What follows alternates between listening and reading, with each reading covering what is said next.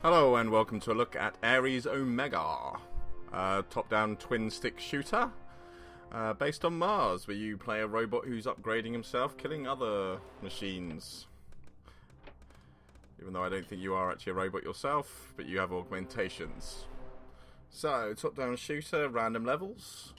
So you have your long-term and your short-term as always. The short-term being that you collect coins in-game, and with that you can buy weapons. So we're going to give you a look at a few of the weapons. We're going to get a shotgun. Let's buy an assault rifle.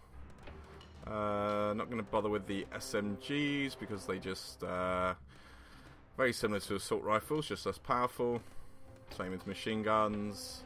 But we'll pick up a sniper rifle, and we'll also pick up a flame grenade launcher, a flamethrower. I think will give you the best look at the available weapons. So what's the long term in this game? Well, it's all based around skill points, really. You got three trees. You got your assassin, you got your mercenary, and you got your specialist. So, as you can see, the assassin is based around handguns, SMGs, sniper rifles, and movement speed. On the other side, you've just got the other stats of those guns. For the mercenary, you've got your shotguns, assault rifles, machine guns, and health, so you're tanking. And with specialists, you've got your exploding weapons, and the weapons you're not going to find much ammo for. And you've also got your shields, which you'll see in a minute. So we've got 2 skill points to spend. Let's max out the mercenary tree. Let's buy that. And let's buy that. Oh, okay, yeah, and also the skill trees, they just sort of go up in the same sort of way. You get more things. Each one does seem to have 1 or 2 more differentiated level ups, but it would be nice to see a bit more variety here. For what is offered, because it is very linear, and almost seems that they could have just put a old World of Warcraft system in here and had points on each of them to upgrade, but they have gone for a layout, and it does make the game look like it's more, but a bit more thought and a bit more variety would have been nice here, especially with the amount of weapons which have been put into the game. But anyway, as you can see, I'm level 16. If you go to start missions, there's 7, 8, 9 levels. Let's show you one that's going to be good enough to show you, but not so hard that I'm not going to be able to talk during it. So as you're going to see, we're not looking at cutting edge graphics here, we're looking at perfectly competent for top down. And I must admit, the first time I was playing this, I kept thinking I was actually a stormtrooper. The levels are laid out like dungeons, so as you see, we go through here, got the view, and essentially this is what the game comes down to.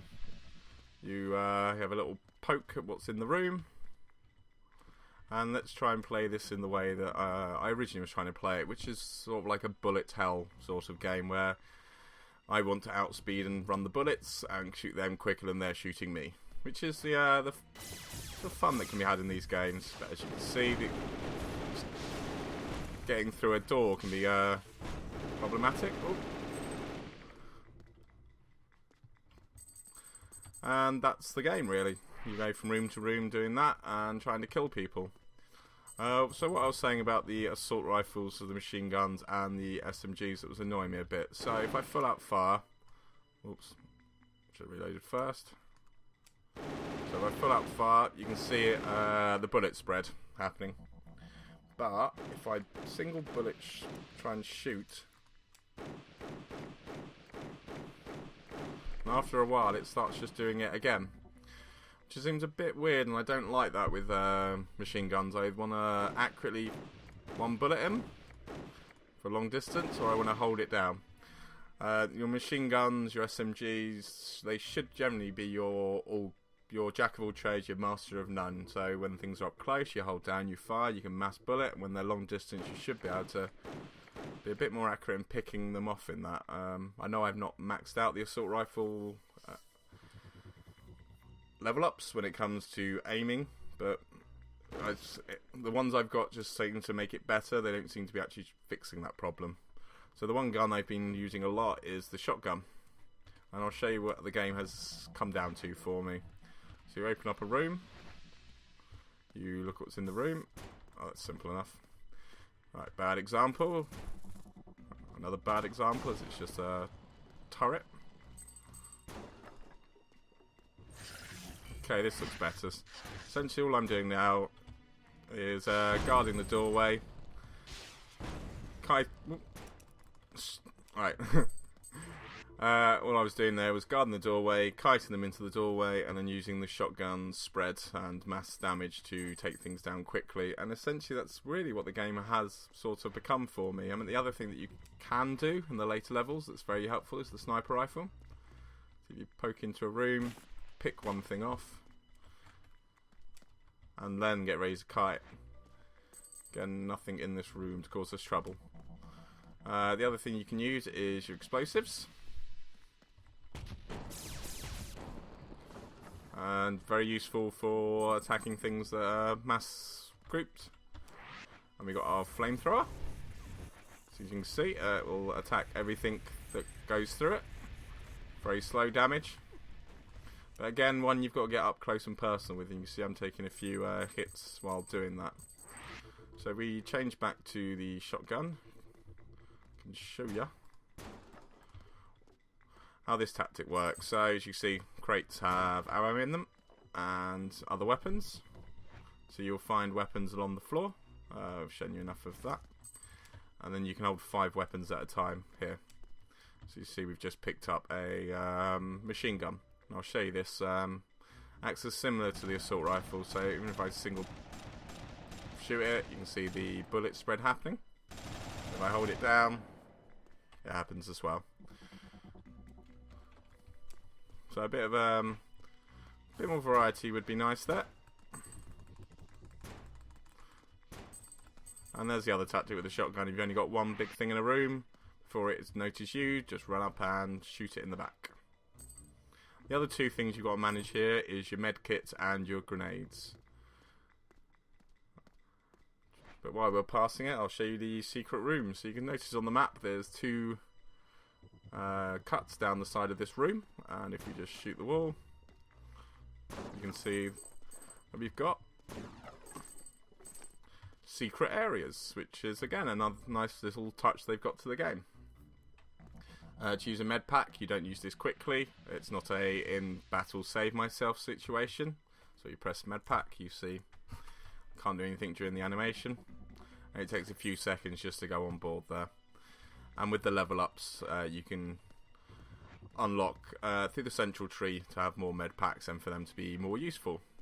So what about the grenades? Is there the other things that the game is balancing with? So we open up the door. So a good tactic with the grenade. Throw a grenade. 1, 2. And you can do quite a bit of extra damage there. So this guy here, this was the boss before this level.